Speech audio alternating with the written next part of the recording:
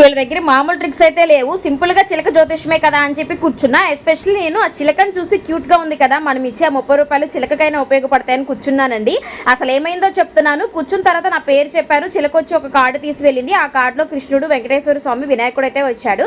So అతనైతే చెప్పడం start చేశాడు. రెండే 2 ముక్కలు చెప్పాడు. నీ చేతిలో డబ్బులు నిలబడవమ్మా అని చెప్పాడు. సరే అందరి చేతిలో నిలబడవు కదా అని చెప్పి నేను కామన్ గా లైట్ తీసుకున్నా.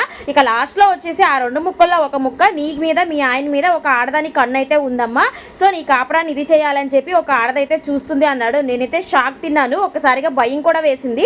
సో ఎవరో ఏంటి అంటే ఎవరో ఏంటో నువ్వు తెలుసుకోవాలి అంటే 200 రూపాయలు ఇచ్చి ఈ గవ్వల జాతకం అయితే తీయాల్సి ఉంటుంది. నీది ఒక్కటి తీస్తే సరిపోదు, మీ వారిది కూడా తీయాల్సి ఉంటుంది. ఇద్దరిది కలిపి తీస్తే ఈ పంచాంగం చూస్తా, దానిలో పరిష్కారం కనిపిస్తుంది, అదైతే చెప్తాను అన్నారనమాట. ఇక మా వారు వైపు చూడాలి. మా వారు ముందే చెప్పారు ఇలాంటివి అస్సలు చెప్పించుకోవద్దు అని చెప్పి. సరదాగా కూర్చొని చాలా బాధగా అయితే పైకి లేసాను. ఇది నిజమంటారా అబద్ధం అంటారా?